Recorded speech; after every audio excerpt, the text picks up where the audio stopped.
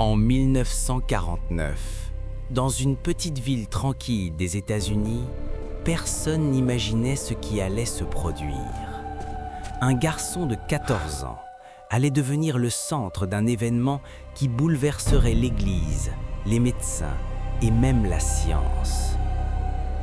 Tout commence après la mort de sa tante, une femme passionnée de spiritisme. Avant de mourir, elle lui offrait une planche Ouija, un simple jeu, du moins en apparence. Quelques semaines après l'enterrement, les phénomènes commencent. Des bruits dans les murs, des gouttes d'eau alors qu'aucune fuite n'existe. Son lit qui se met à trembler en pleine nuit. Les parents pensent à l'imagination, puis à un trouble psychologique. Mais ce qui va suivre dépasse toute logique.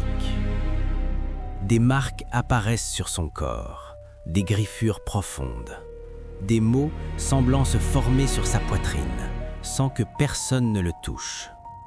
Des témoins affirment avoir vu des objets se déplacer seuls, une chaise légèrement soulevée du sol, et puis une voix, grave, hostile, qui ne semble pas humaine. Un prêtre est appelé. Il entre dans la chambre, crucifix à la main. Dès qu'il commence à prier, le garçon hurle. Il parle en latin, une langue qu'il n'a jamais apprise.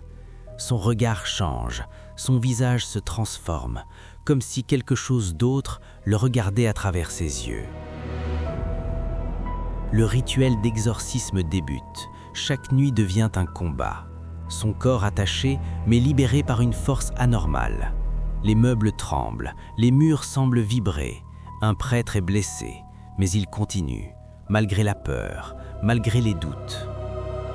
Puis, un soir, au cœur du chaos, le garçon prononce un nom, Saint Michel.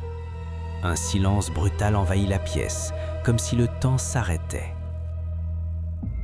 Son corps se détend, ses traits redeviennent normaux. Il ouvre les yeux, regarde autour de lui et murmure « Il est parti ». Après cette nuit, plus aucun phénomène, plus de voix, plus de marques, plus de terreur. Le garçon grandit, mène une vie normale, ne parlera jamais publiquement de cette histoire.